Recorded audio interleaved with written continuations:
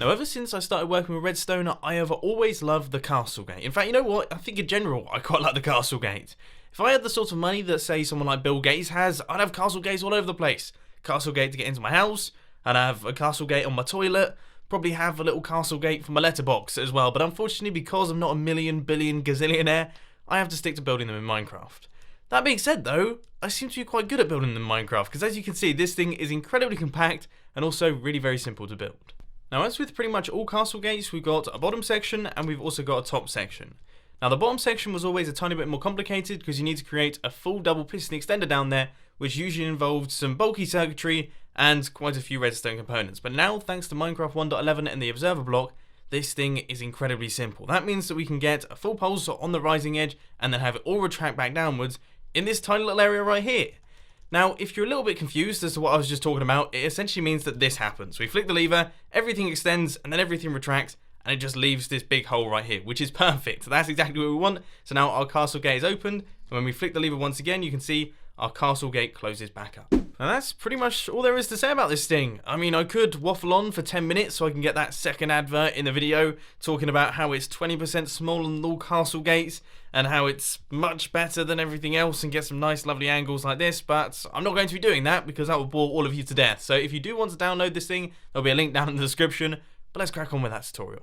So to build this thing, you want to get things started with a 3x5 area. First thing you want to do is place a block in the bottom left hand corner. That's going to be your input. Then you want to place a redstone dust behind it, a sticky piston facing upwards with a block on top, a repeater set to 4 ticks, and then some redstone running across like this with repeaters running into a bunch of sticky pistons with regular pistons on top. Then you want to place an observer block. That's travelled off into the void, isn't it? An observer block. You want to place an observer block facing upwards like this with a bunch of blocks making its way across there, some redstone dust right there, and then some repeaters running into all of these regular pistons right here. So that is actually all of your bottom circuitry completed. Now all we have to do is take a redstone torch output like this and run it up a handful of times. So you're going to go right the way up here. That is 3 redstone torches in total. We've still got quite a long way to go here.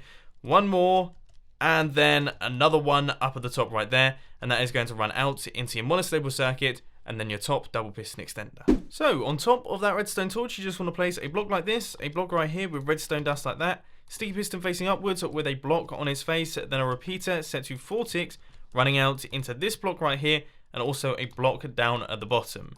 Then you want to place your 3 blocks going across like this, your redstone right there with another line of blocks, and then some repeaters facing in this direction. And you want to repeat pretty much the same thing on the other side, but instead of 1 tick repeaters, you want to put 3 ticks on all of those repeaters just like that.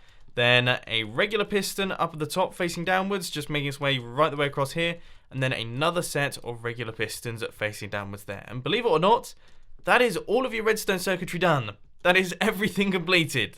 All that's left to do now is to place in the sand on top of your double piston extender. So you just want to place a 3x2 area making its way across like this. Run an input into this block right here, then of course chuck in all your fence posts. Now I'm going to have a 3x3 area, but you can actually expand this thing out. All you have to do is expand out all of the redstone across, and you could have a massively long castle gate if you really wanted to. Then you just place some blocks up at the top right here, and as you can see, when we flick this lever, they get pushed upwards, and then when we flick the lever back off, they all get pushed downwards. It works like a charm. But unfortunately, ladies and gentlemen, that is all I've got time for today. I hope you enjoyed this video. If you did, please be sure to hit that like button. And if you really loved it, then make sure to subscribe. But thanks for watching, guys. This has been Mumbo, and I'm out. I'll see you later.